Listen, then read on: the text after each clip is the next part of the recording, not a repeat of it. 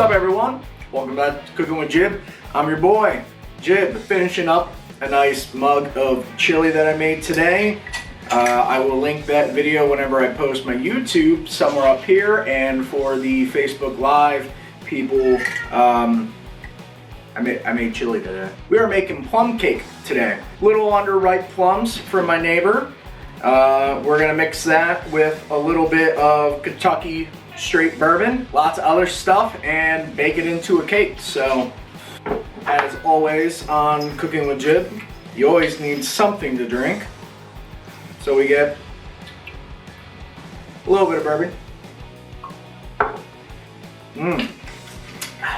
First thing that we're going to be doing with these plums that I've already kind of been doing is taking out the seeds. So I'm just taking my knife, going in a little bit, just giving it a quick roll. You can twist it, and then if you use the heel of your knife, your finger, or a spoon, anything like that, you can kind of gently pop the seed out, the plums. Since these are pretty big, I'm gonna save some of these off to the side for topping, and then the rest of these are actually gonna be going into the cake. So you can actually just kind of get in here and just start to tear everything up. Don't be afraid to get in there with your hands. You don't need a cutting board and a knife, and you don't gotta set up all that kind of stuff. It's gonna get mashed up into the mix, so bam, here we go. So we got our bourbon. We're gonna pour in a fair amount of that. A little bit of honey, probably about just like a 1/4 cup, maybe a 1/3 of a cup. And then you really just get in here and just kind of, now we get to start making our cake. So we have 1/3 cup of butter, some vanilla extract and some almond extract. I got a crap ton of brown sugar and regular sugar. And then what we do is kind of throw this guard back on, lock her in, and on a low speed, just kind of mix everything around. Grab the pink spatula, the only authorized spatula by the fiance to use in these videos.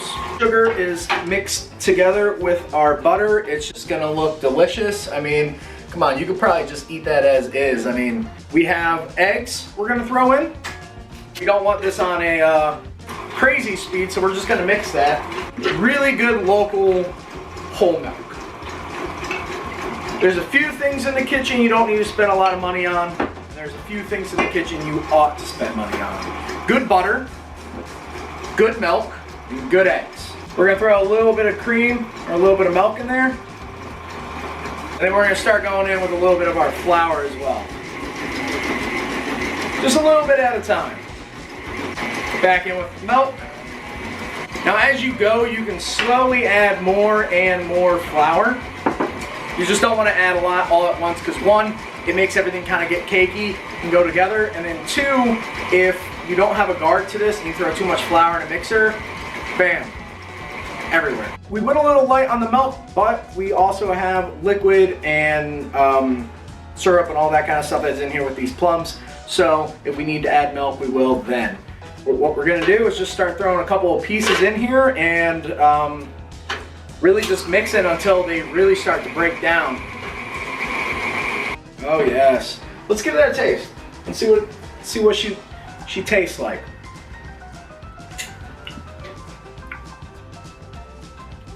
Woo. Fair amount of alcohol in it,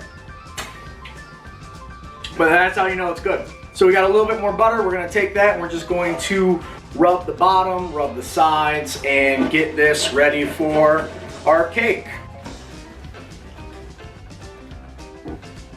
Let's go ahead and get our cake in the oven. Now, this is a pretty big springform cake that's gonna cook for about 45 minutes to an hour. For the topping, even though we do have some of the whiskey plums in there already, you gotta go extra.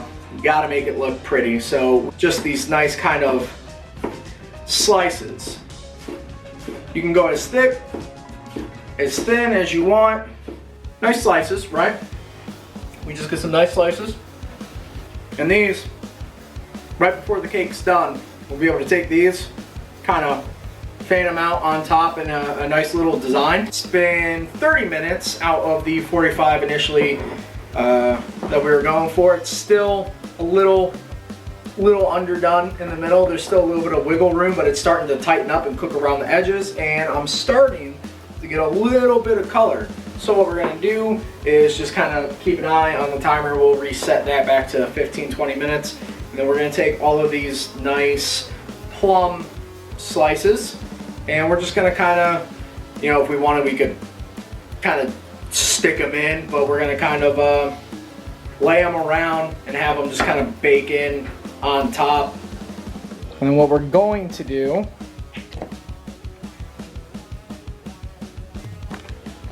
is take a little bit of our honey and just kind of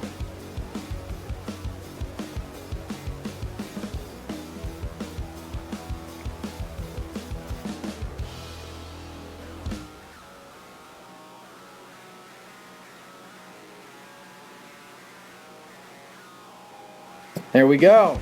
Pop it back in. We brought it out, the temperature dropped, so 20 minutes. We'll probably check on it in 10 to 15, and we'll see where we're at. But so far it's looking good. Just get a knife.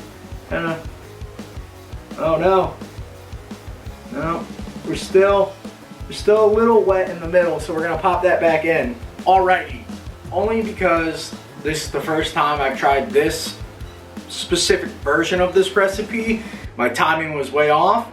I should have waited to put the toppings on until about an hour in, and then we would have saved ourselves a lot of time. It definitely took the middle a lot longer to puff up than I thought it was going to, but with the little bit of light we have left, we made it. So it went in for about another 35 minutes after that 15, so it almost doubled the time.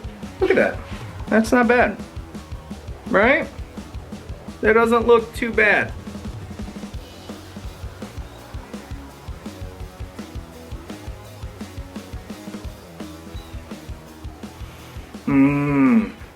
Smells good. Thanks for watching. As always, I'm your boy Jib. Sorry this took a little bit longer than normal. I apologize. Kiss and don't last.